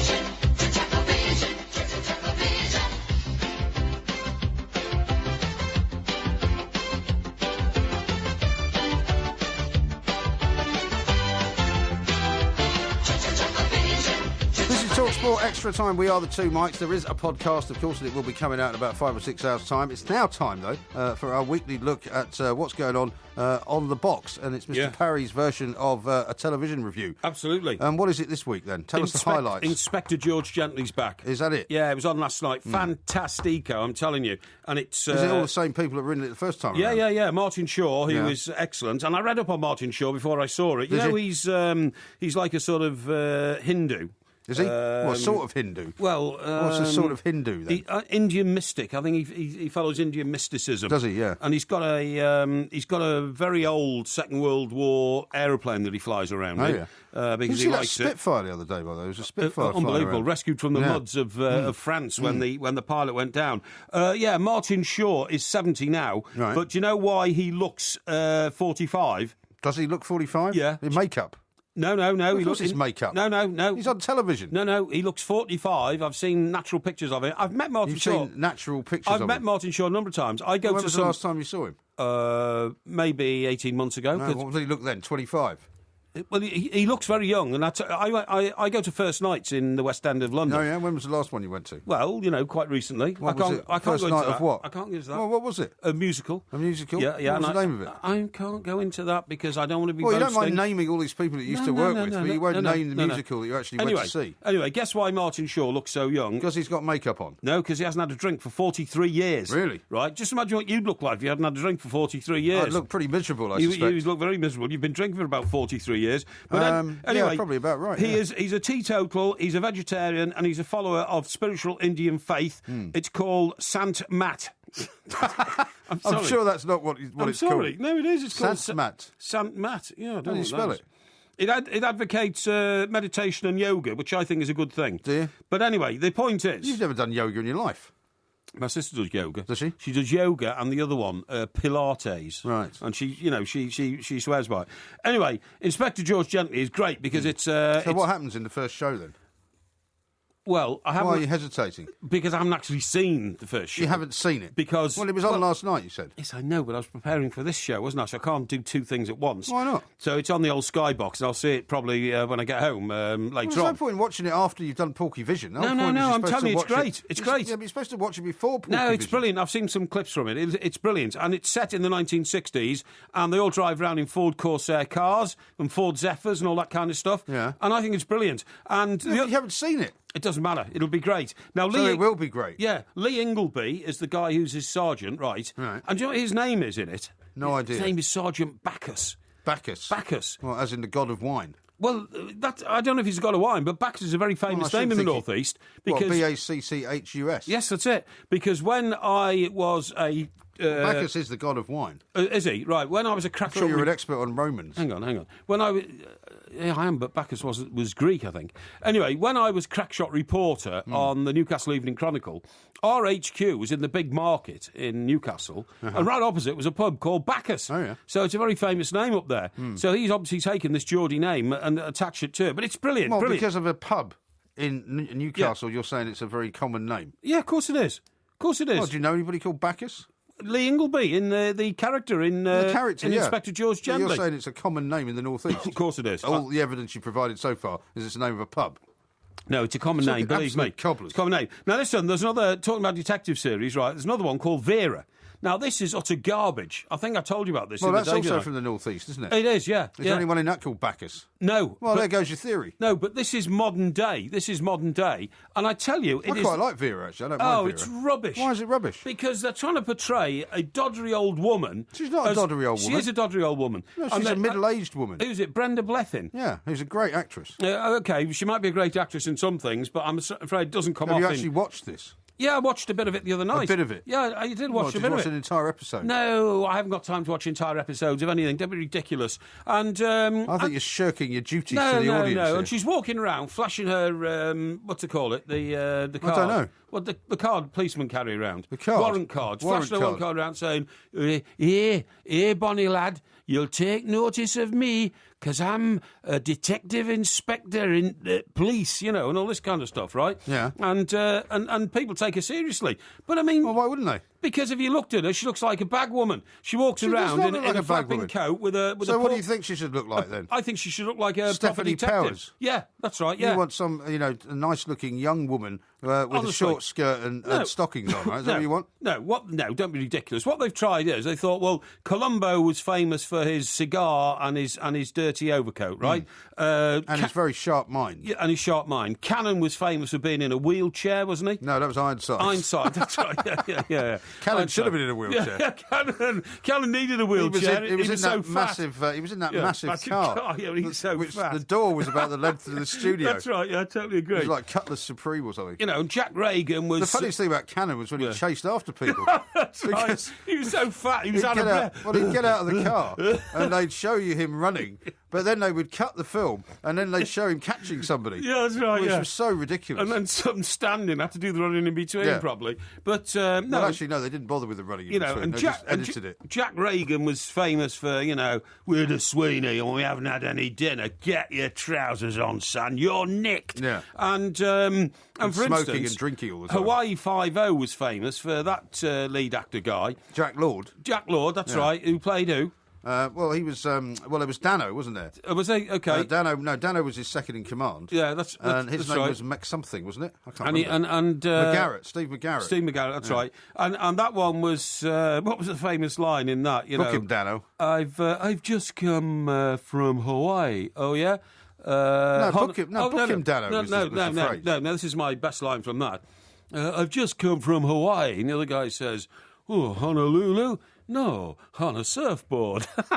That wasn't in Hawaii Five-0. I think you've started to lose the plot now. No, at what point are you going to actually start watching any of this stuff? Now, hang on. Now, the Vera thing is rubbish, honestly. I don't believe you. And there's nothing about it which makes her look like a policewoman at all, and that she's supposed to go around solving... What do you think a policewoman looks like? And by the way, the plot of the one I saw last night, or the night before, or a bit of it anyway, it was so... tawdry. It was all about, some guy in a mine or something had snitched on his mate about some safety procedures. All the same usual rubbish. It sounded like rubbish to me. Right. Anyway, We must get to Poldark, because Poldark is what we're going to talk about. Be very careful, because I've had a couple of tweets, not notably from Becky in New Zealand, I don't care. who says, please tell the executive producer to use the siren copiously in Porkyvision. In New Zealand, we're only on episode 2 of Poldark. I don't care. It's so sad, I've got to tell you about it. The baby dies. Poldark's baby dies. It's terrible. He hasn't even had. I don't think he's even had a baby in episode 2. Well, he's about to have one. And the poor Mike dies of the pox. Who? Well, not the pox, but some sort of disease. You know. Isn't it the putrid throat? The putrid throat. Yeah. I've actually, because of your ineptitude at the Poldark plot, I've been forced to watch the putrid throat. The putrid throat. That's right. That's what Russell Hargreaves has got. Yeah, that's right. He might not be back. Yeah, Russell's got the putrid throat. That's true. And what happened was, Poldark tried to save his whole. But this is the end of the series now, right? No, there's a new series coming out. How do you know that? Well, because it said at the end. It said at the end, yeah. Well, you actually watched it all the way to the end. Yeah, I like Poldark. I watch it. And by the way, Poldark saved his whole mining community by going down on the beach when a ship came onto the rocks. Yeah. Right. I found him a really objectionable kind of simpering fool. No, do you know what he's like? I'm not joking. He is like a one-man social service department for the whole county of Cornwall. Well, particularly for women. Yeah, he's always rescuing people, and putting them into broken-down old cottages to house them. And he employs any old, beggar and employs drunk, everybody as a housemaid and all that. And then he wonders why he's going out and running out of money. Then he goes and marries his housemaid. Then he goes to Truro prison to rescue a mate who's in there who's got the pox. And he died. But guess what happens right at the end of the episode? No, don't tell me. He's down on the beach. No, he's down on the beach. Yeah. And don't tell me. And the militia arrive. The militia arrive and arrest him. This is the closing scenes, and they say, "What?" Oh, really? And he says, "What are you arresting me for?" And they said, "Murder." Because some guy died in the wreck, of the ship. So is that him led away at the end then? Hang on, incitement to riot. And smuggling, and all this. And he says, on whose orders, You're going to be done for incitement to riot for giving away the end of the show. And guess what? As he's being marched away... What do you mean, guess what? They say, take him to Truro jail, where we know everybody's dying of the pox. No, right. So, what are you having at? I don't think it's the pox they're dying of. It is. So it looks like old Poldark got a bit of a struggle on his hands. Right. The other thing is When's the new series going to be out then? Is it a year we have to wait for that? Oh, I don't know about that, But the other thing I found out, which was absolutely fascinating, is that not only has Poldark got a stand-in actor for the shots of him riding away across Cornwall, you see what I mean? But has he got a standing actor for the oiled chest shots as well? No. That's him, isn't it? But the horse has got its own standing horse. What? His horse has got a standing horse. Standing horse? Yeah. Can the horse not act? What do you call these guys who stand in for the main actor? Stuntmen. There's a horse. There's a stunt horse. Well, can the horse not do anything? Well, what's the point of having a horse if it can't do anything? Because he gets too tired galloping up and down that cliff all the time, because they have to take one shot 10 times. Right. So the horse gets knackered, Bring on the spare horse, and they give all the back shots. Didn't you tell me it's also in some other show, this horse? You can't tell the backside of one horse from another unless you're an absolute expert. So, no. So they get away with it. They get away with it, seriously. Oh, dear. And the other thing is... There must be a way of knowing how to do that. You won't believe this. I probably won't. No. Demelza, his wife. She's the redhead. The redhead, beautiful girl. Yeah. Beautiful actress. I don't know what her name is, but she's a beautiful actress. Yeah, why would you bother to find that out? Well, no, but let me tell you what's happened, because I found this out from my research. Maybe if they put her into Vera's place, you prefer Vera. Well, I'd prefer looking at her to Vera. Vera's that's why you're just being sexist. An old bag. You're being sexist, horribly sexist. I'm not being sexist. I don't. I say Sid the sexist rears his ugly head. No, I say terrible things about men who look ugly and fetid and all that kind of stuff. But on set when they're making this, Demelza, lady, beautiful lady with the beautiful ginger hair, has actually now started a relationship with Poldark, the actor. What's the name of the actor? Well, Poldark, the actor. The Irish guy. Aidan Turner. Aidan Turner. There you go. Knew that. You see, done my research. Well, she's married him, isn't she? No, that's in the programme. Yeah. I'm talking about in real life. Oh, in real life. In real life. Well, she's dating a horse. No, you fool. She's dating.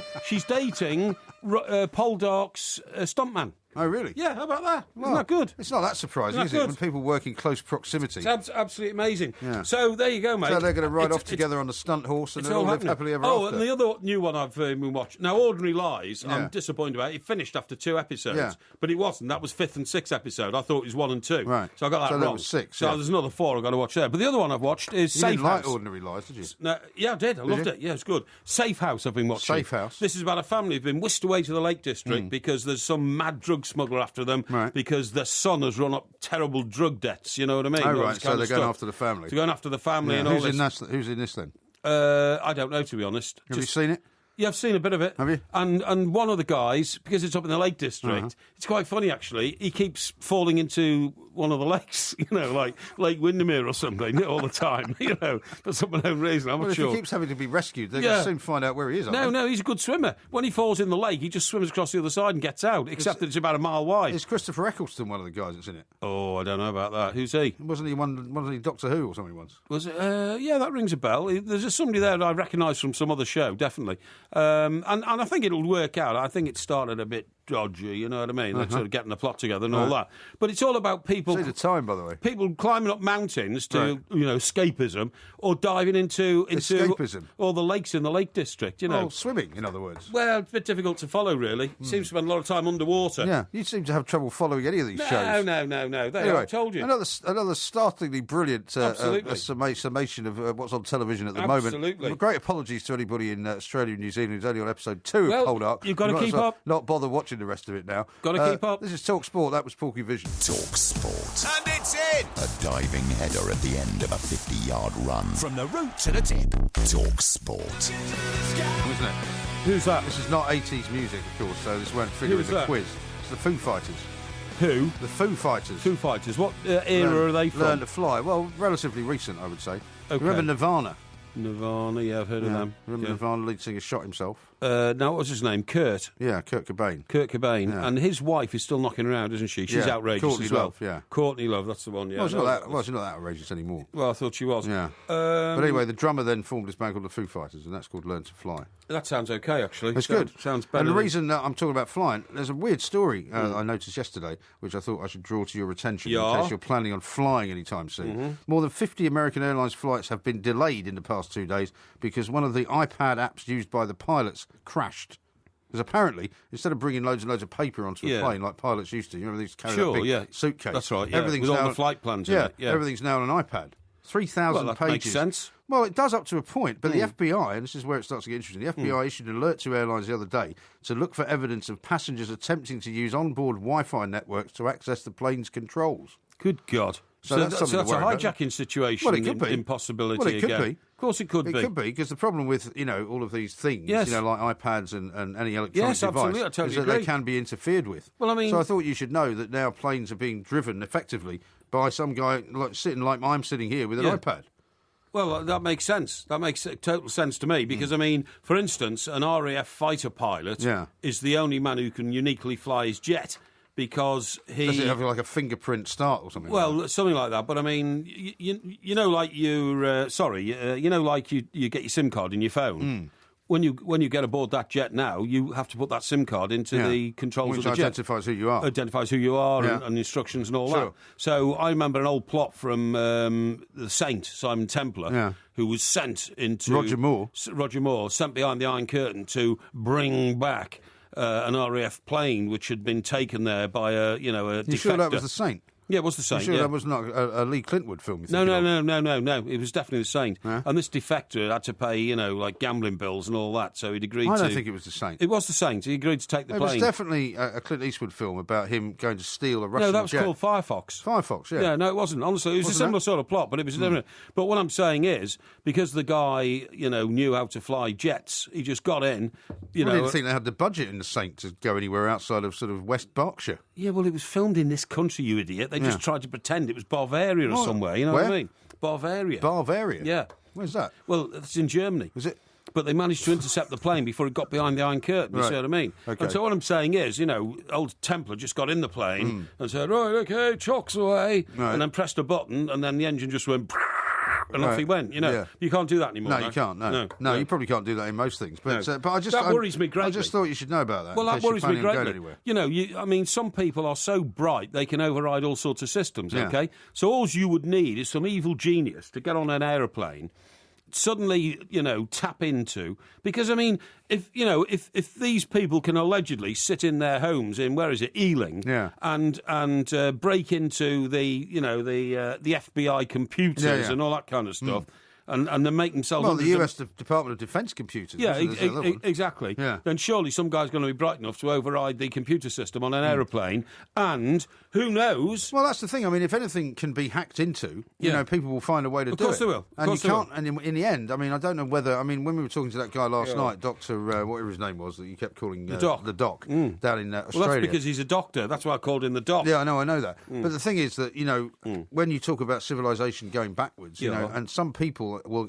you're going to have to... I mean, we've already seen in some civil service offices, I think, and in some secret service offices, they're starting to go back to using typewriters because basically if they print something out on a typewriter, nobody can hack into it and get hold of it. Yeah, that makes sense. I mean, in the end, the world can get too futuristic and has to go backwards. What is the prime example? The prime example is anybody hacking into any kind of computer system, basically. The prime example is Concorde. What do you mean? Well, we scrapped Concorde. It was too futuristic. No, it wasn't too futuristic. It was too unreliable. I think that was the problem. No, it's not the case people at all. didn't want to fly it because of the accident that it had. That was the end. That was the end of it. No, it was nothing to do with it. The point is the economy dipped and all of a sudden there weren't enough people using it. Because I read somewhere today... that, you know, you and I were only talking about this a couple of weeks ago, that about 2 years ago, or just before the recession anyway, 5 years ago probably, a load of companies started up these business class-only flights from Luton to America and all that. Yeah, no, I told you, I knew the guy that was doing that. You told me, Well, another one started up. Yeah. I heard about it or read about it or something. It's business class only. It's, I don't know, $3,000 or something like that, you know, fly there and back. No, I think it's there and back. Yeah. I think if you can guarantee... It's quite a lot of money still, though, if you can guarantee to fill a plane of 120 people all flying business class at $3,000, that's 360,000 quid. Yeah. That should get you there and back. I don't know how much it costs to fuel a plane like that. Neither do I. But, you know, that, I mean... But in the good old days, as people call it, I mean, back in the 80s, you know, when my sister was working on Wall Street for these big sort of, you know, Masters of the Universe types. Sure. She had 7 bosses that used to charter a Learjet every year together and just pay for a Learjet to fly to Scotland and play golf. Yeah, why not? Why not? You can do it. Yeah. And I think in those days it cost them all something like 25 grand each. Yeah, but, you know, you can make this work, you know, on these scales of economy. If you... Or even economies of scale. Economies of scale. What are the scales of economy? It doesn't matter.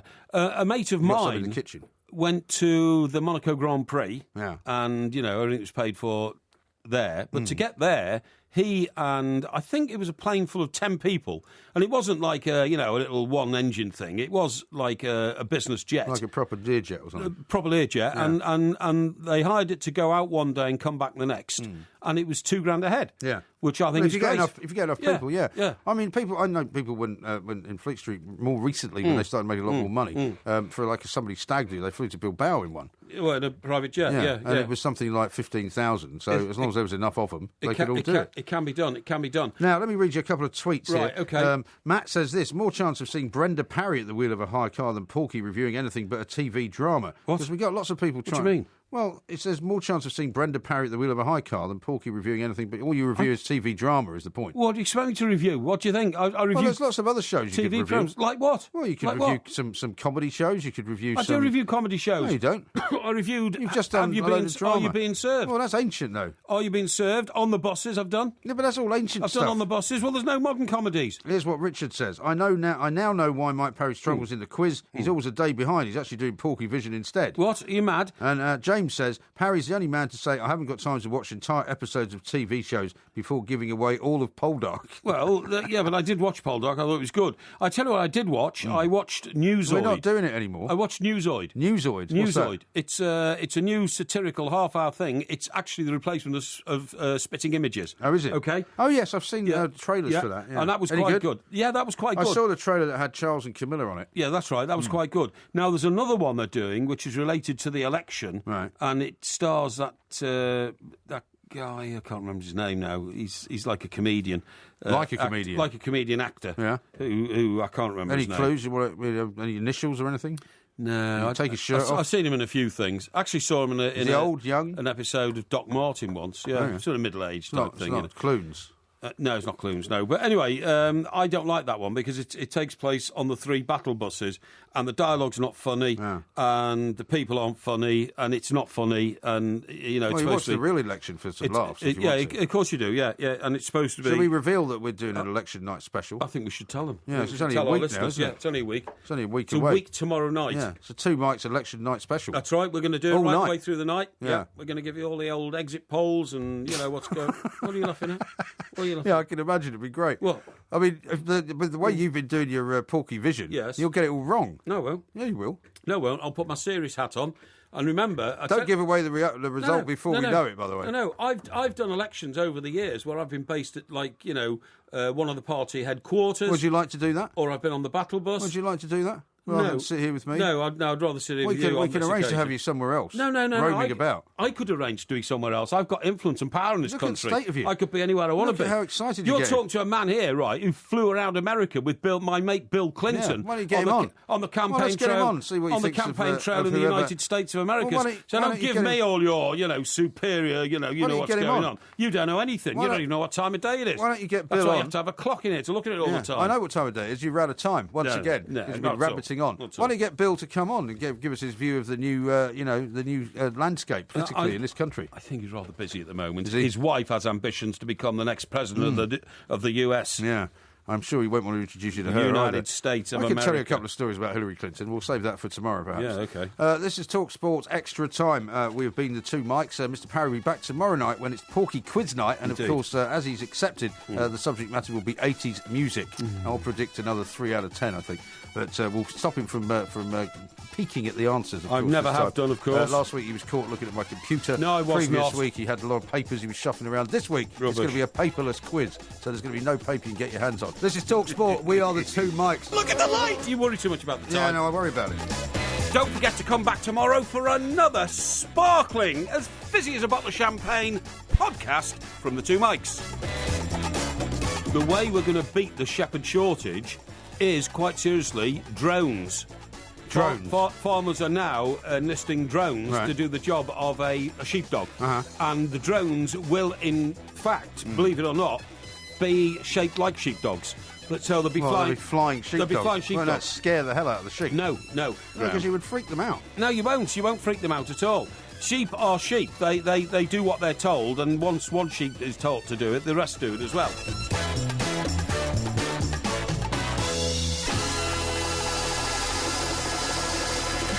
You can't tell the backside of one horse from another unless you're an absolute expert. So, no, seriously. Oh, dear. If you love the 2 Mikes podcast, you'll love the live show. Weekday overnights from 1am on DAB Digital Radio and 1089 and 1053 AM and via the TalkSport app. TalkSport, your Premier League station with exclusive commentaries every weekend. What an absolute corker! TalkSport.